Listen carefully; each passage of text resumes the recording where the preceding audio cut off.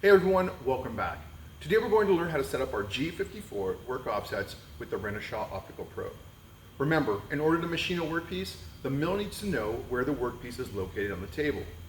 The Renishaw work probe will allow us to quickly locate our workpiece and set up our G54 work offsets much faster than conventional methods. The work probe is a very sensitive instrument and special care is required when using it. If you're using the probe for the first time, I recommend handle jogging the machine very slowly to avoid costly mistakes. Just like the tool probe, the work probe communicates wirelessly with the optical receiver.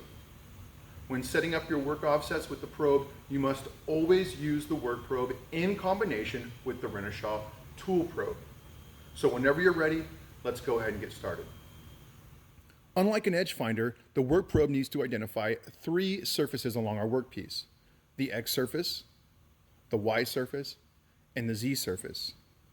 So let's head on over to the control panel and get started. All right, so the first thing we want to do now is to go ahead and handle jog our probe down so that it's located approximately 0.5 inches or so from our X-axis surface along our workpiece. So to do this, go ahead and select handle jog, 0.01 or 10 thou. We're going to turn our handle jog wheel counterclockwise. All right, so now we're going to use our cursor keys and we're going to scroll up and over to our work tab and down to G54. Then we're going to go ahead and select F3 for probing actions. We're going to use our cursor keys and come down and over and select single surface and select enter. Then we're going to use the cursor keys because we want to identify our X-axis surface along our workpiece. Okay, and remember, we handle jog down roughly 0.5 inches, approximately 0.5 inches or so from the surface. So we're going to type in 0.5, and we want our probe to move in a positive X direction. So we're going to leave our value here positive, and then we're going to select enter. Okay, once our value's inputted, we can go ahead and select run an MDI or cycle start. So go ahead and do that.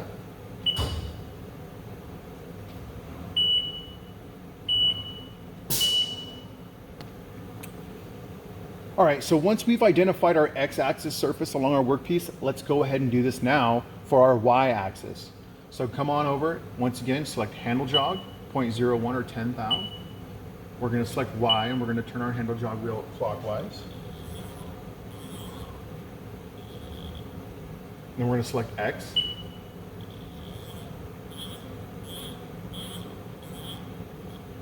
And once again, we want our probe approximately 0.5 inches or so from the surface of our workpiece. Let's go ahead and repeat the process we did last time. Let's go ahead and use our cursor keys and go up and over to the work tab and down to G54. Let's go ahead and select F3 for probing actions. Let's go ahead and select single surface again, enter. And this time we're going to scroll down to our Y option, and this time we're going to select minus 0.5 inches. Why minus? Because we want our probe to move in a negative Y direction so that it touches our workpiece. So once you've entered minus 0.5, go ahead and select enter to input it. Okay. Once it's inputted, go ahead and select run an MDI or cycle start.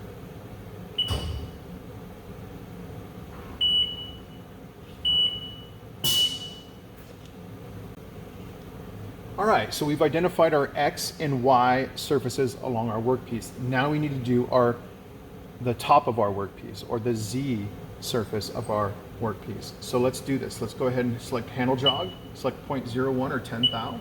We're gonna select Z, turn our handle jog wheel clockwise to move it up about 0.5 inches above the part, and then select Y, so we move it directly over the surface of our workpiece or part. And then we're going to turn our handle jog wheel counterclockwise so that it's dead center above our workpiece. Once that's done, same process as last time. We're going to use the cursor key to go up and over to the work tab and down to G54.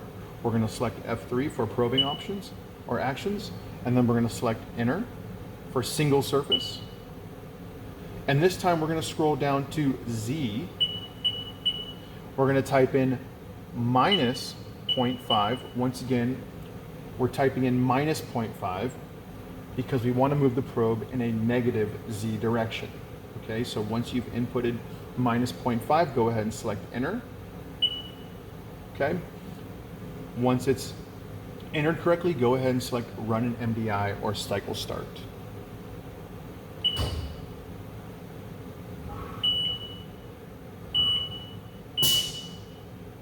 All right, so once you've identified your X, Y, and Z surfaces on your workpiece, go ahead now and select Z and home, or G28. All right, so now let's go ahead and verify that we set up our work offsets correctly. To do this, I'm gonna go ahead and switch to a tool such as a chamfer end mill with a pointy tip, or any tool with a pointy tip. So let's go ahead and select MDI, T9, and ATC forward.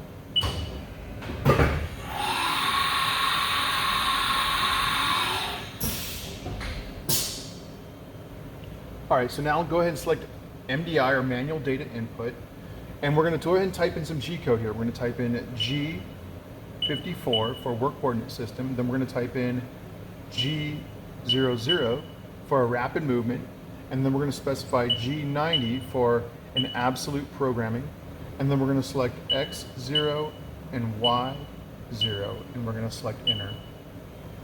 Once you've entered that G code, make sure your tool's well above your workpiece. Go ahead and select cycle start. Okay, select handle jog, 0.01 and Z, and move your chamfer mill tool down. And if you did everything correctly, it should be located just above the top back left corner of your workpiece. Once you've verified that your work offsets are set up correctly, go ahead and select Z and home. So at the conclusion of this video, a couple of very important things to keep in mind. Your work probe is a very fragile instrument, so please use caution when handle jogging with it. Second, when setting up your work in tool offsets, the work probe needs to be used in combination with your tool probe. I hope this video helped. Thanks so much for watching. We'll see you next time.